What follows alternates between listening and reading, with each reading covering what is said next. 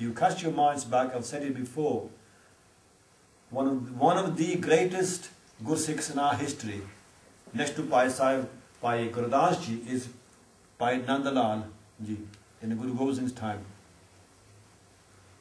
And Bhai Nandalal ji says to Guru Gobind Singh ji, I want to offer my life to you. Not just my body, but my life. Please accept it. And Guruji says, what do you want in return? What do you have in mind? He says, I know your father was a businessman, and something must have worn on you as well. What do you want in return?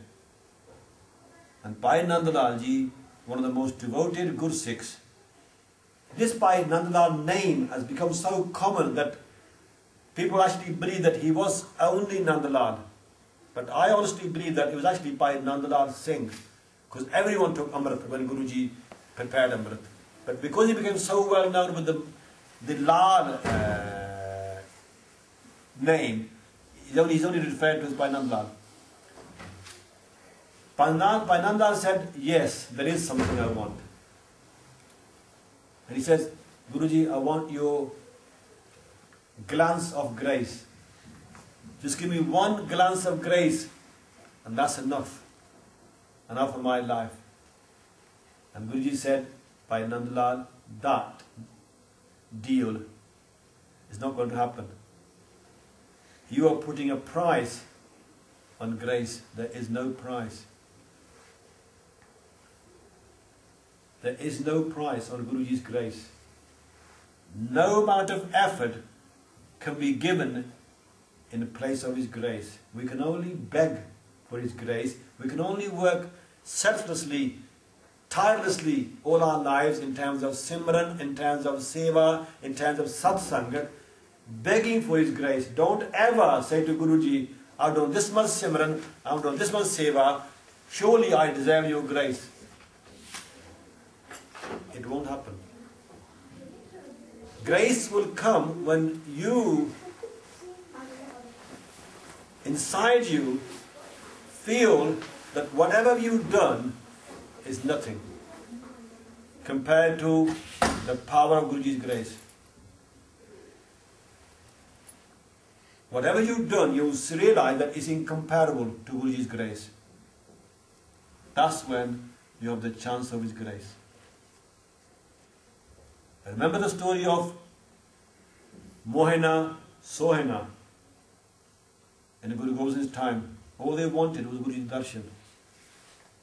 They only got him when they were on their deathbeds. They were about to die. So,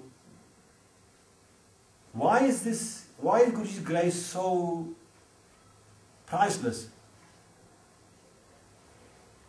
Well, Guruji actually tells us, Satgur hoye diyal ta sharda puriye.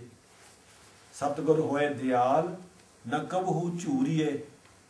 Satgur hoye diyal ta dukh na janiye.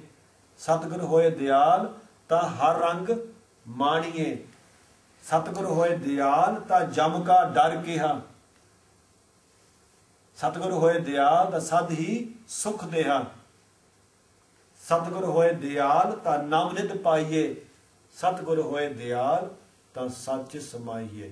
Because in His grace, glance of grace, there is everything. Nothing is left out. It's when all your efforts become complete. When they become accepted. But they only become accepted when you lose any thought of your efforts. There is no thought in your own mind that I am doing something. While making the maximum effort in your life, the thought never comes to your mind that I am making any effort. You say, my efforts are nothing. I am nothing. And Bhai Gurdas Ji puts that beautifully by saying, Karke neech sadavana, ta prabh lekhe andar paaye. Karke, by doing the maximum amount of effort in terms of Simran, Seva, Satsangat, Karke, Niche sadhavana. And then then totally believing, thinking that you are the lowest of the low.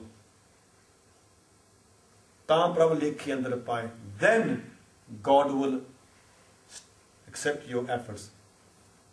Our problem is, when we do something, we want the whole world to know about it and be praised for it. Totally the opposite route. We're destroying whatever we did by doing that. See, Gurmat, the Guru's path, is a straight motorway to God. But it has rules. Just like motorway has rules. You drive on the motorway, it has rules.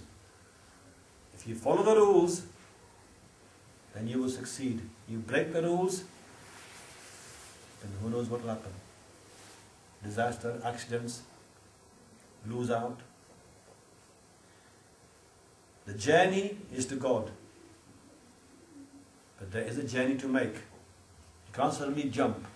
You have to make that journey through your life. You can't suddenly say, I'm going to now rise from here and do it in one go. The journey has to be made, whether it's done in this life or more than one lifetime. The journey has to be completed. And our wonderful history is full of guidance for us, full of moral for us to follow, to use in our own lives to succeed. Everything you do in life, if your focus is on that motorway you're walking on, traveling on to God, then you have a chance of success. If your focus is in life is, oh, I want loads of money, I want loads of praise, I want a high position in life, then you're not on that motorway, sorry to say.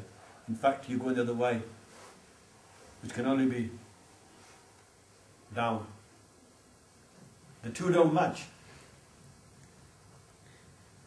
Highway to hell, isn't it? Well, I wasn't going to put it like that, but I leave that for you to conclude which highway it's going to. We are under a massive deception in our own minds. And I'm included here. Don't ever think that I'm any different to all of you. I'm only here to sort of talk about it, because the path is not that easy. He who succeeds won't be sitting here.